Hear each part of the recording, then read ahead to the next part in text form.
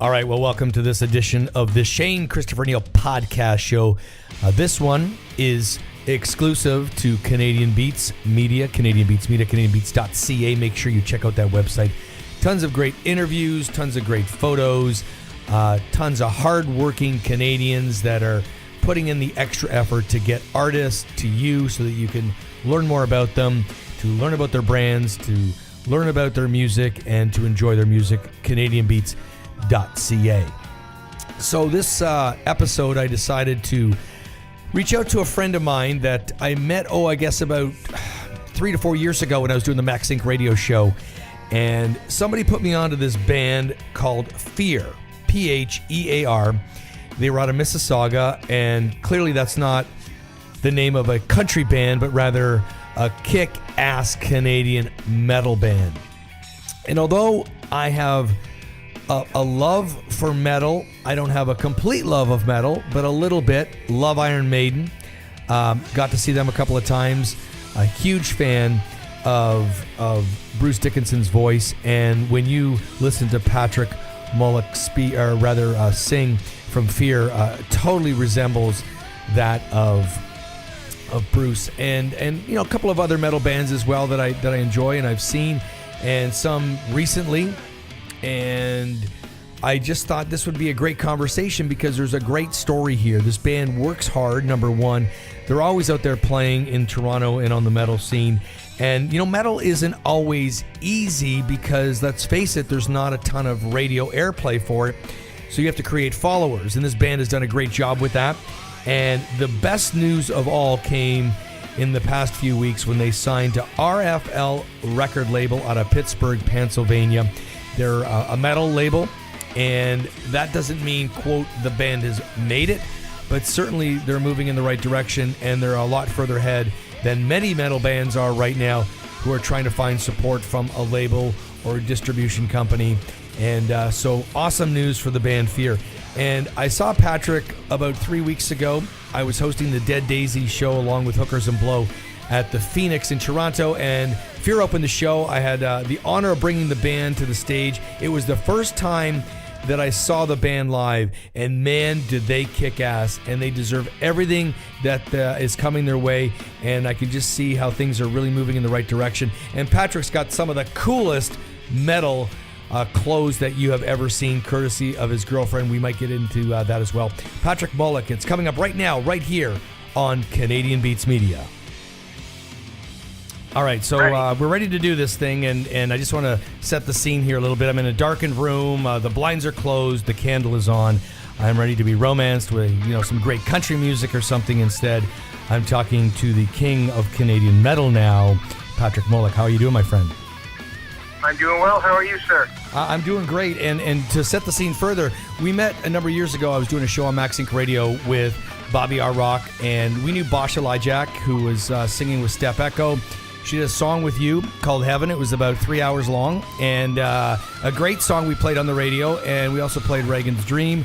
But it was great because Heaven, you know, allowed us to go pee or poop or whatever we had to do because it was such a long song, but very epic and very different for a metal band. But I think that's kind of how we met, right, back then. Exactly. Yeah, Basha sang on that. She did a fantastic job. She introduced you to our music, and then we've run into each other over the last few years. That's right, and we were at a few shows recently together. One of them being, remind me what it was. Judas Priest. Dead Daisies. Oh, the Dead Daisies. Judas Priest. Yeah, that's right. Country Music Awards. Christ, we've been all over together. Shit, we don't even need to have this conversation.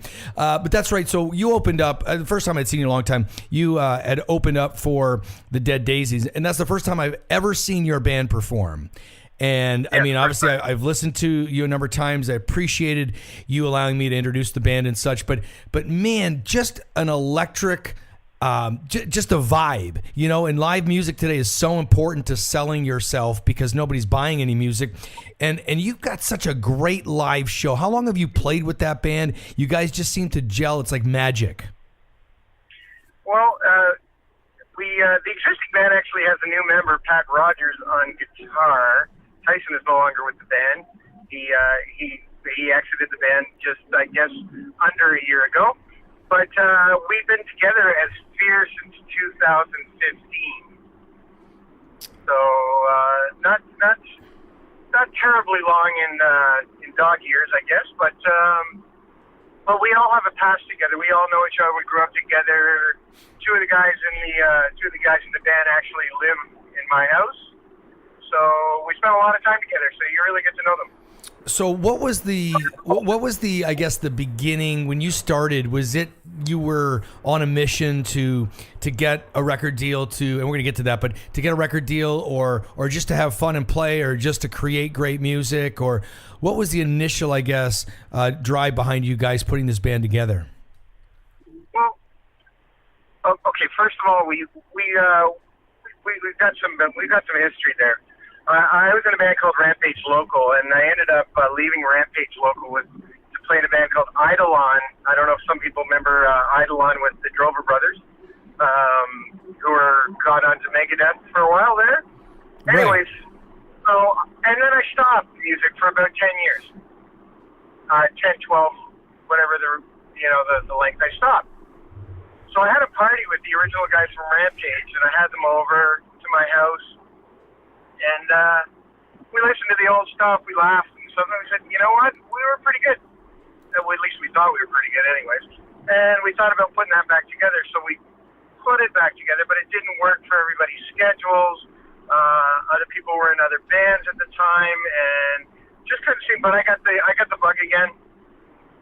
So I kept Chris Lewis from Rampage, he stayed on drums, Tyson came, and we just grew from there. So I had met Graham, the other guitar player, at that time, and we ended up really clicking as well, so I brought him into the fold.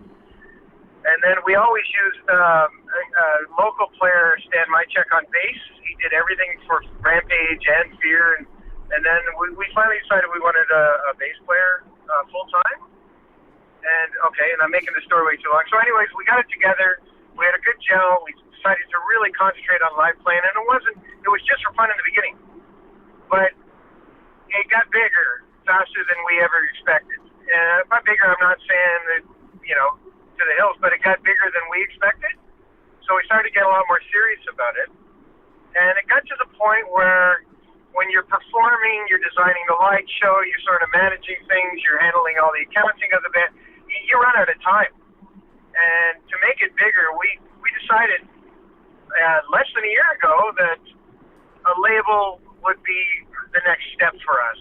Someone who can take some of that management away, so myself, I could concentrate on music. And I'll always be part of the light show and all that design, which you haven't seen yet because we were opening. Right. Yeah, exactly. So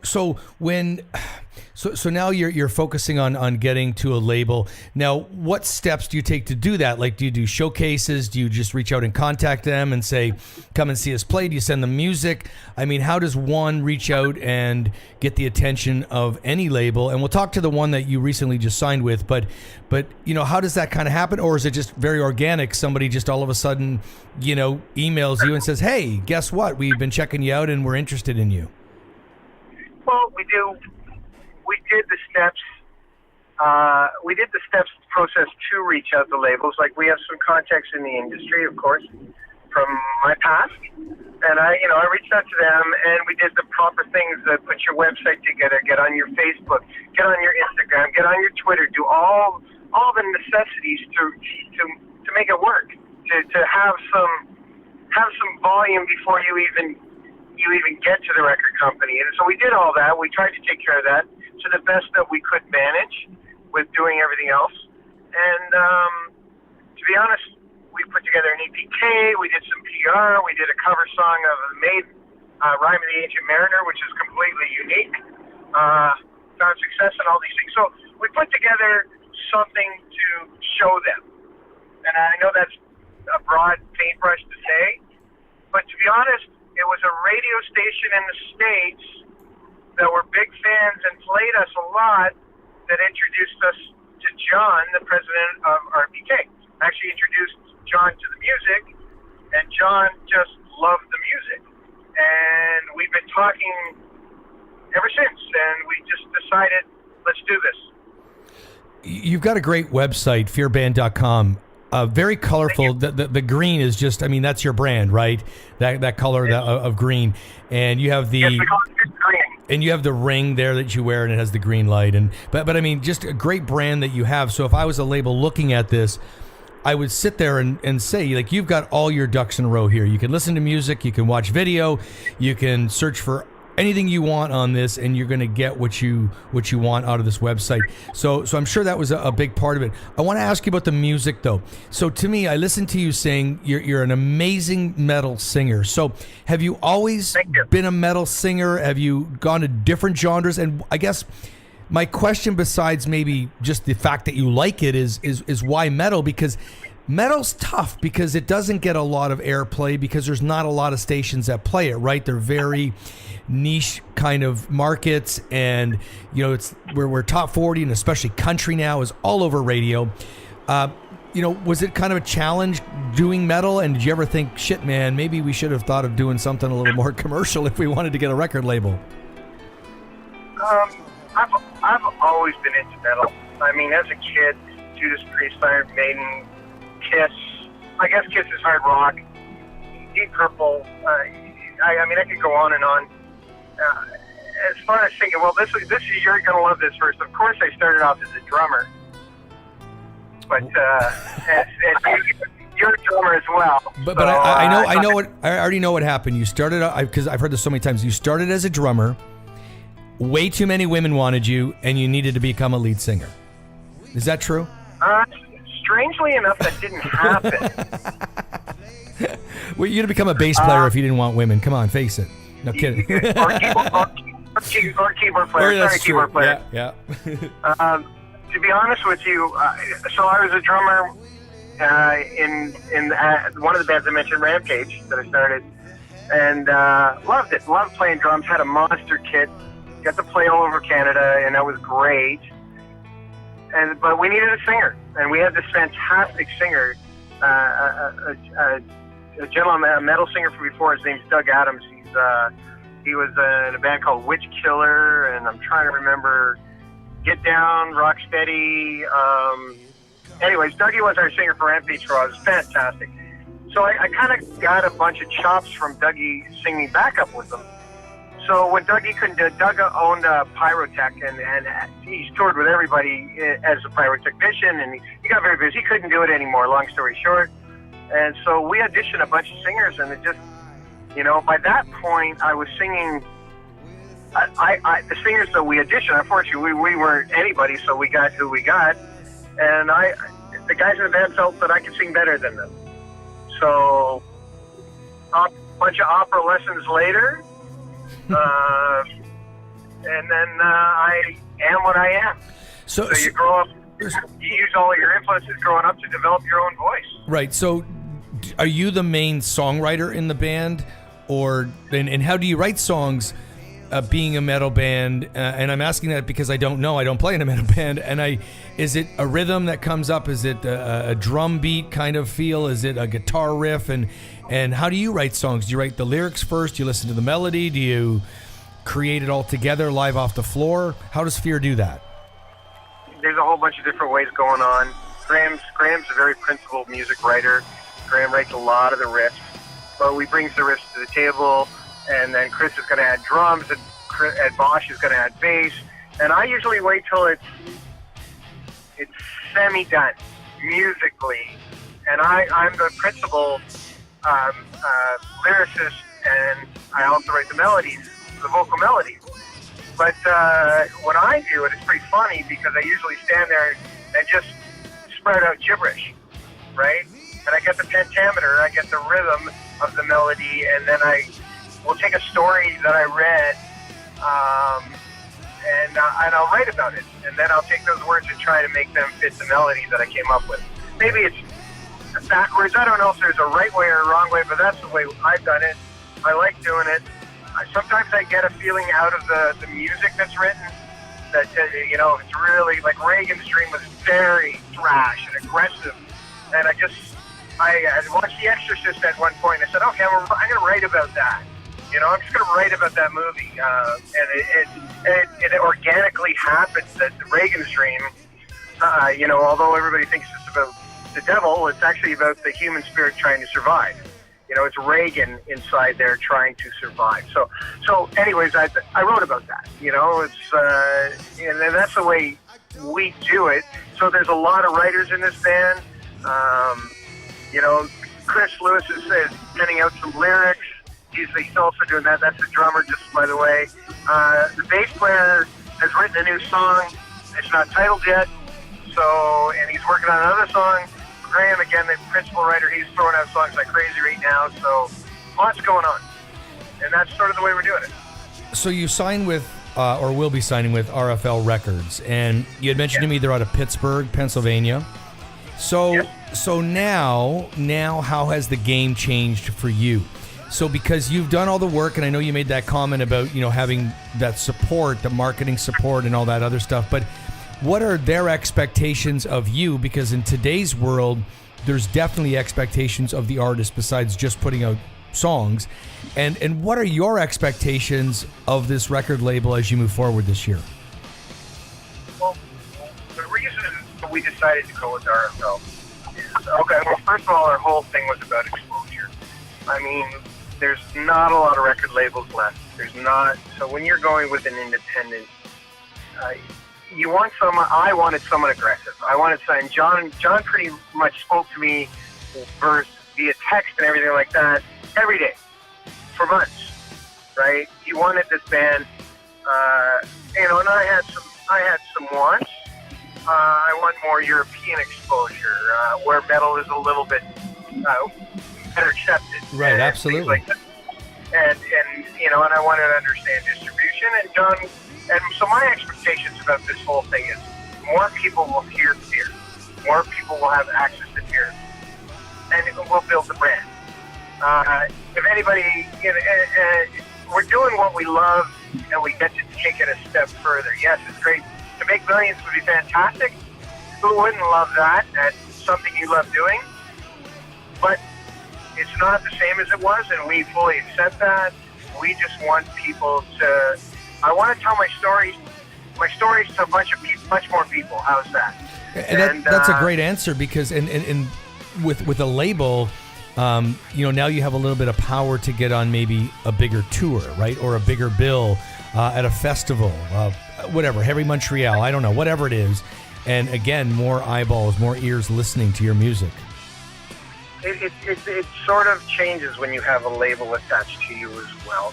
I mean, when you're an independent and you're trying to go out there and they don't know you from Adam, I mean, a lot of promoters don't even probably would go to YouTube and say, wow, oh my God, they've got this song. Holy God, look how well it's doing. Look how many views that is. But a label looks at that, and then a label will send that to the right people. And we've also had other help with Chipster PR, and Chipster PR has helped Phear because he really believed in us as well. And Chipster is the PR company for Dead Daisies, for Judas Priest. He did some work with Iron Maiden. So anyways, that was before the label, but now we have the label behind us. And our expectations of the label are to create a greater following for us. Now their expectations of the label, which you asked me, of us, I mean, well, they expect us to continue to work hard and pump out music. Now we're going to go with Insanitarium because he believes that record still has legs, and also the EP. I believe I sent you both now. Yeah. So he's basically going to start with that. That's the deal we're setting up, and it gives us a chance to feel each other out as we're working on new stuff right now. But we got a great feeling. I'm talking to his team now. I'm talking to his team in Europe on a daily basis. And so he's meeting our expectation. Now, we're going to do more videos for it when we get a chance, when it comes out. And, I'm sure we'll speak about touring and where we're going to tour, if we can get over to Europe, if we can get on festivals. Heavy Montreal is definitely a goal of ours. We've got some good contacts in the industry now, so we need to be seen, and it's as simple as that. You need to be seen via media, via your show, seen and heard, by the way, and be alive. Well, you're definitely an amazing live band, and anybody, Phear, again, phearband.com, check out the shows are normally posted there. You're on Facebook as well. And last topic, we're going to talk about your girlfriend. Because the lovely Teresa Paul. Right, because she makes your clothes, and I think it's just awesome because when I came to that show in Toronto and you did a TV interview for BS Live Rocks for your TV, which I think, by the way, is airing next week or the next couple of weeks. But and I had asked you where you were getting these clothes, and I when you told me that she made them, amazing, like awesome. And she's so supportive of you, and that's so important in the music game, right? Yes, you know what? It's Teresa Paul owns Hides in Hand. Shameless plug. Please go check out www.hidesinhand.com. She makes incredible leather crafts, moccasins, mittens, and all those things. So she has access to leather and hardware. And when we got together and she found out what I do, and I'm very theatrical. I believe that you do not wear your street clothes on stage. I believe it's a show and people want to see stuff. So when she asked me, could I have a shot at doing, I said, oh, by all means, absolutely. And wow, you saw what she made for me. Now they're very heavy. There's a lot of metal on those things. There's nothing wrong with metal when you're playing metal. Yeah, so Teresa has just done a fantastic job, and I even see that growing with her. She wants to make guitar straps for the guys, and it's amazing because she's so very busy. She is the actual owner, CEO of this business, yet she finds the time to do that. She actually finished that vest on a plane flying back from Calgary. That's from a trade show that she did, and it was like I couldn't believe it. So it's God love her for that. Her patience for what I do and everything like that, it's incredible. She's amazing. Well, and the clothes are fantastic, and you're going to see a lot more, by the way. The thing is, though, you guys, and this is great to say, is that I liked your music. Okay, I played it. Again, I don't listen to a ton of metal, but I can appreciate it, and I appreciate talent and the singing especially. And then to see your band live, that really put everything together for me. That said, this is the real deal, and clearly RFL thought still does think it's the real deal as well, and very professional. Like I said, your great webpage, phearband.com. You've got your stuff together. You're good people, and that's important. You're just really good people, and people that you can hang out and have a beer with and shoot the shit. And you and I met at a couple of concerts over the last few weeks and had some drinks and shots, and just just really awesome to know you, and I appreciate everything you do, and I really mean this. I thank you for your time. It's awesome that you take time to speak to me. Well, thank you, and it's also right back at you. What you're doing for local talent, for all us bands and all us guys trying to make it is amazing, and we can't say thank you to you enough for what you're doing. I mean, living the dream. We talked about that, right? Living the dream. Right, yeah. It's not a fluke. It's not a fluke.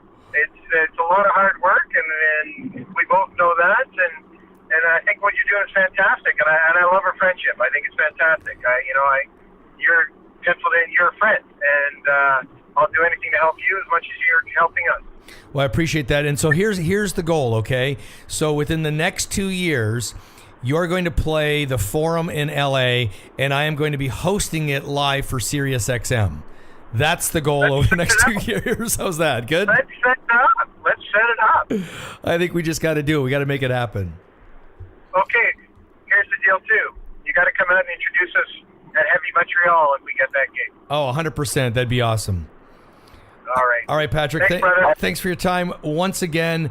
Make sure you check out this band, and you are just going to fall. Especially if you're a metal fan, man, you're going to fall in love with them. It's Phear. It's Phear. Patrick, thanks for your time. Thank you, brother. All right. Well, that concludes this podcast. Thanks to Patrick Mulock from the band Phear. A reminder once again, it is fearband.com. Fearband.com. It has a bunch of photos, videos, information. All the updates are there. You can connect with them on Facebook, on Twitter, on Instagram, on YouTube. You name it. It is all there. Fearband.com. This is an exclusive for Canadian Beats Media. My name is Shane Christopher Neal. Thanks for joining me. Talk to you soon.